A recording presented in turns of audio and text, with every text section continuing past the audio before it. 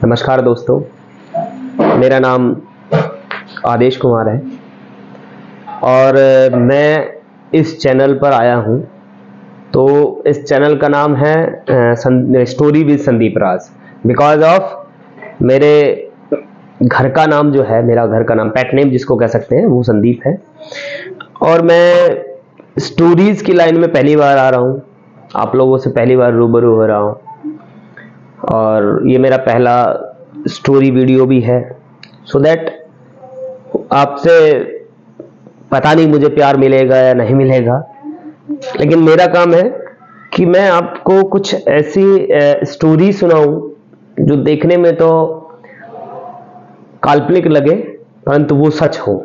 जैसे एक किस्सा है, स्टोरी तो पूरी नहीं है, वो एक छोटा सा किस्सा है जो कि जगजीत सिंह चौहान साहब के बारे में है। और आप जानते होंगे अगर, तो जगजीत सिंह चौहान साहब कौन थे।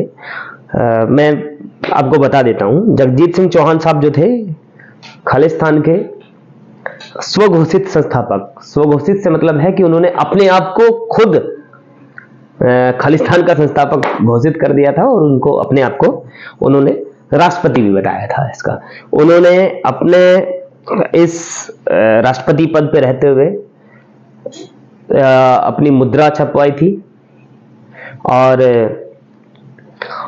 उन्होंने दूतावास भी खोले थे जगह जगह, बहुत सारे देशों में। तो उसमें ऐसा था,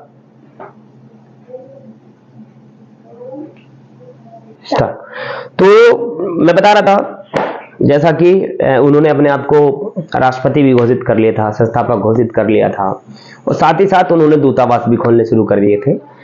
तो मुद्दा ये शुरू कहां से हुआ, बात आई कहां से? बात आई थी 1940 के आसपास की बात है, जब भारत में और ये सब चल रहा था, मुस्लिम लीग और कांग्रेस और अंग्रेजों भारत छोड़ो, इस तरीके की जब बातचीत चल रही थी। और आप ये मान के चलिए कि राष्ट्रीय आंदोलन जो थे वो बहुत ही ज्यादा चरम पे थे, अपने आप में बहुत पीक पे जैसे थे। होना ये था कि अब भारत आजादी मांगता था। तो जैसे ही भारत ने आजादी की मांग शुरू की, या कांग्रेस के बंटवारे की बात करें, मुस्लिम लीग की स्थापना, मोहम्मद अली जिन्ना का अलग राष्ट्र की मांग करना, ये सब चीजें, इन सब चीजों का जब उथल पुथल चल रही थी, तभी खालिस्तान नाम से भी एक मुद्दा सामने आया था। और वो था क्या कि एक सिख चिकित्सक थे, डॉक्टर वीएस भट्टी जी, जिन्होंने खालिस्तान नाम से पर्चे छपवाए थे और पर्चे छपवाने के बाद में अलग राष्ट्र की मांग कर दी थी। और वो अलग राष्ट्र कौन सा था कि जो अभी बलूचिस्तान और सिंध का कुछ हिस्सा है, वो हरियाणा, पंजाब, आज का पंजाब और हिमाचल, ये सब मिला के खालिस्तान बनाने जाने की मांग हो रही थी।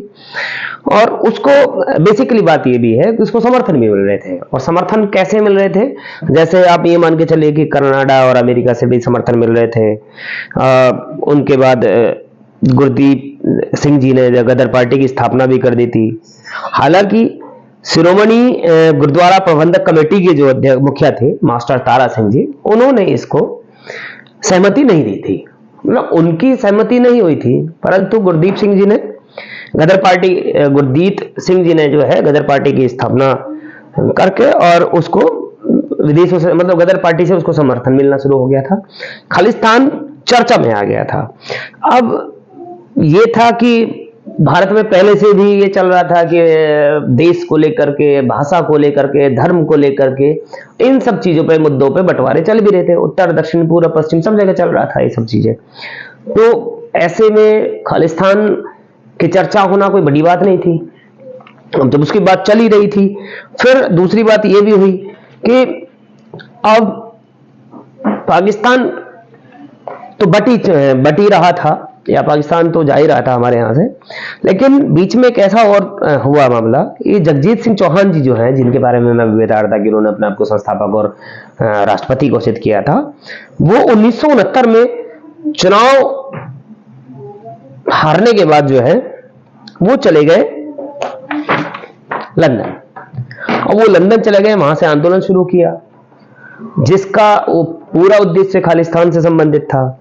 1971 में भारत और पाकिस्तान के बीच युद्ध हुआ, जिससे बांग्लादेश जैसी एक राष्ट्र का निर्माण हुआ। सॉरी।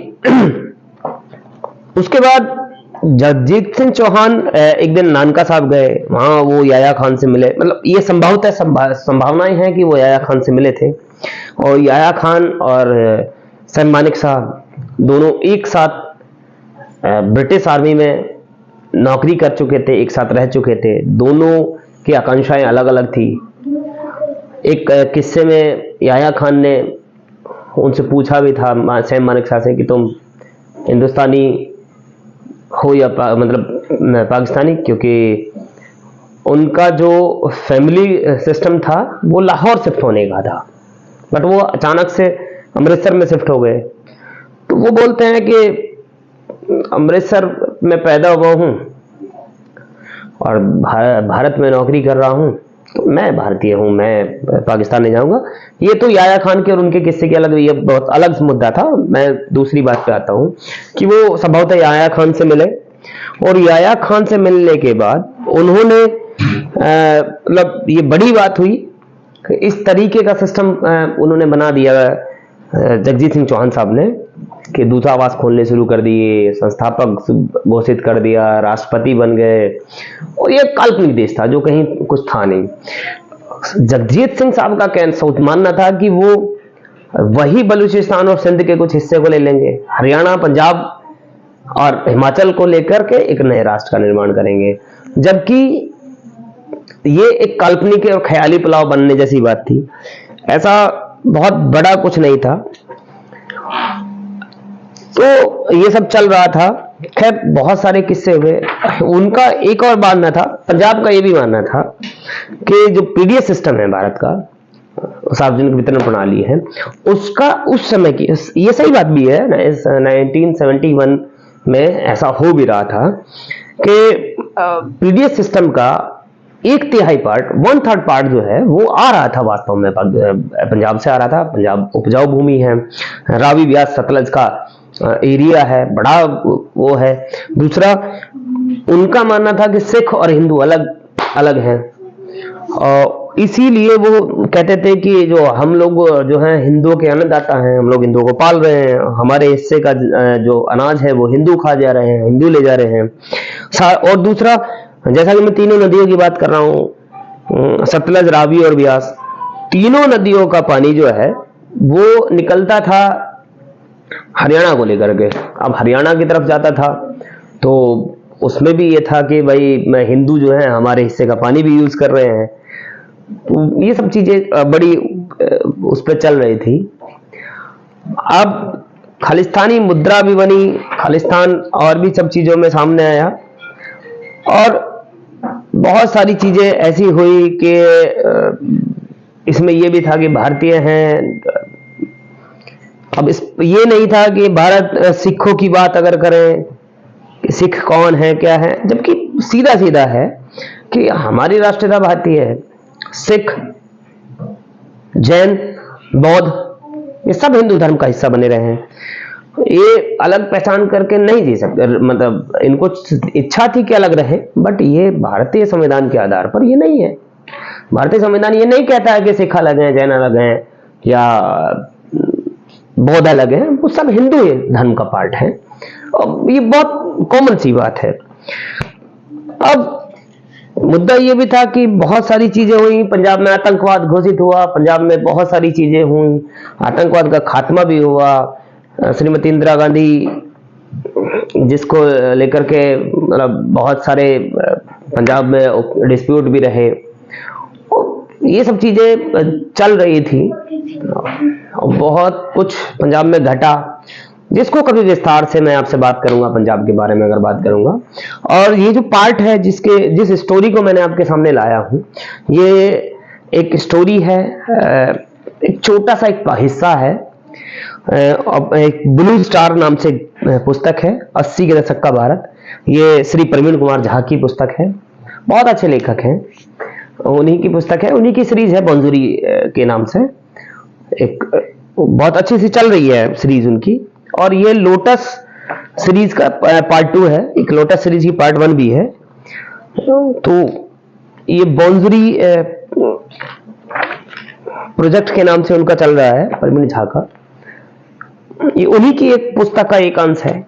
मैं माफी चाहता हूं श्री परवीन झा सर से कि मैंने उनके बिना अनुमति के और इस सब चीजों के लिए, मतलब ये तो उनकी स्टोरी एक पार्ट था उनका, लेकिन ये कुछ स्टोरी जो है, बाकी जो स्टोरी है वो मेरी खुद की अपनी समझ से भी है।